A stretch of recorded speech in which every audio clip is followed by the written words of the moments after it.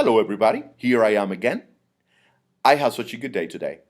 The kids were awesome. They were excited. We did an experiment in the classroom. They were excited about a sports activity tomorrow. And last night, I went to a banquet where some teachers were honored for different things that they've done in their classrooms, and I was one of the finalists. So I was pretty proud. I have to say, I'm sorry, I'm sorry to sound that way, but I felt good. It's always good when you're acknowledged. When you're told that you're doing a good job. So it was great.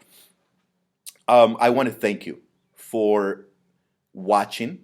I want to thank you for liking the videos. I want to thank you for subscribing. Really, I mean, you are busy. There are many things going on, but you still take the time. As you do that, please remember to leave comments. It's always great to receive comments and recommend it to friends if you find the content useful. So it's good when we collaborate, when we work together, and we can accomplish a lot more when we are working together. So thank you so much. I really appreciate it. Today, I want to talk about a strategy that is very simple. It doesn't take time or much time. It doesn't take any money, and it doesn't take much effort. But it has really worked so well in my classroom. It has been amazing. And it's something that I've been doing now for years, but it wasn't until recently that I really fine-tuned it to what it looks like today. And I'm sure that I'll continue to fine-tune it as time goes on because, we learn every day. So the strategy consists of keeping students informed. Let them know what is happening. Let them know. We as humans like to know what is going to happen. That's why people go to fortune tellers. They want to know what's going to happen in the future. And sometimes we sort of look at our students and we think, they don't need to know. I know what's happening. I'm the teacher here. But they like to know what's happening throughout the day. It kind of reminds me of when we used to take road trips with our kids.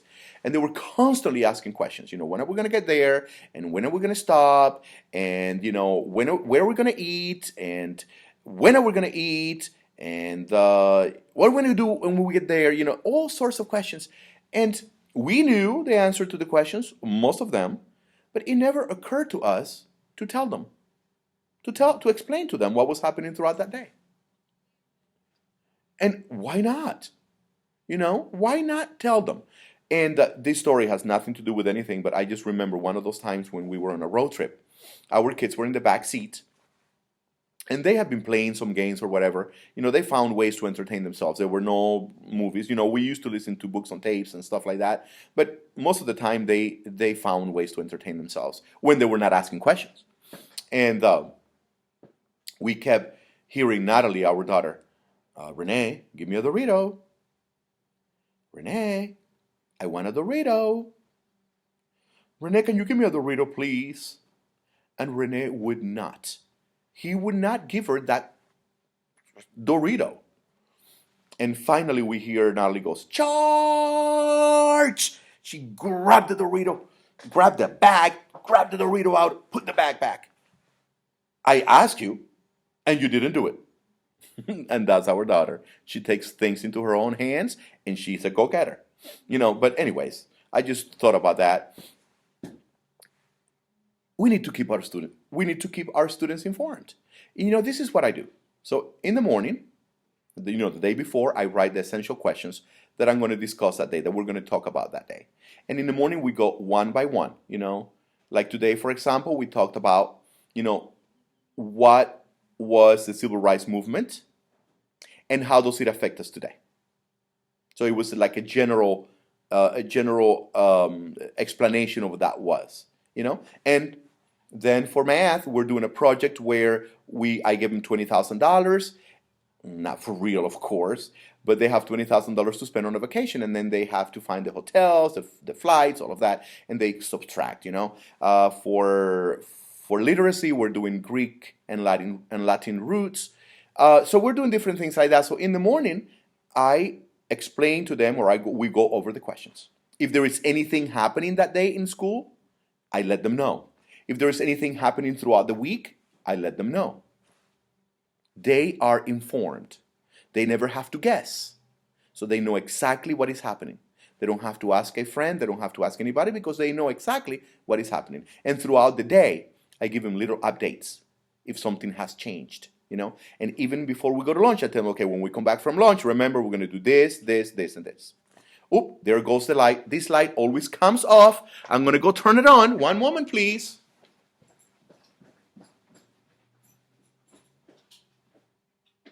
It's one of those lights that is by movement, and I was sitting still for way too long, so it just went off. Anyways,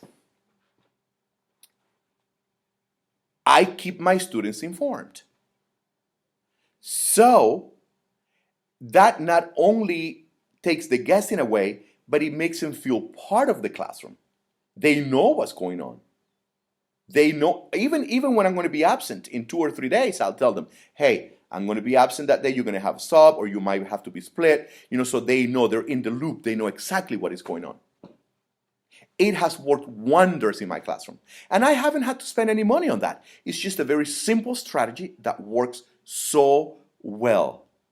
Humans like to be informed. In fact, one of the main complaints that we usually hear from people is that their managers don't let them know about anything. So we have a meeting in 5 minutes, and it bothers employees, We like to be informed, all of us.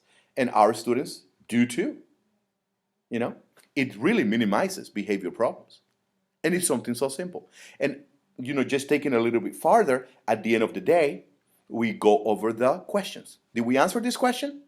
Do we know what the civil rights movement was? Do we know how it affects us today? Okay, we ask some questions, then we check it. If we haven't answered a question completely, we won't check it. Okay, so we'll answer that question tomorrow. So it's a way, it's just a way to making sure that our students know what is happening.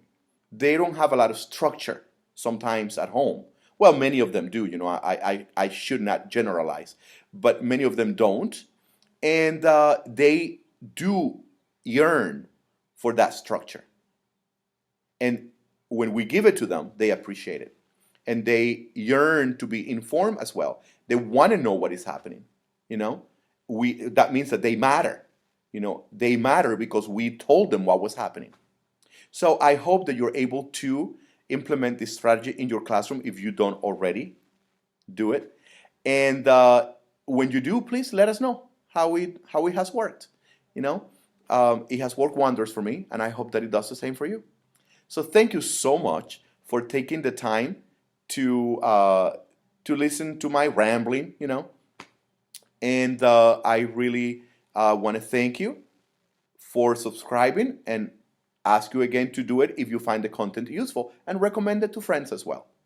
And I'm going to stop before that light turns off again because I can't just keep getting up and down, especially after I worked out yesterday and I have a horrible knee ache. So have a great day, and I will see you next Wednesday.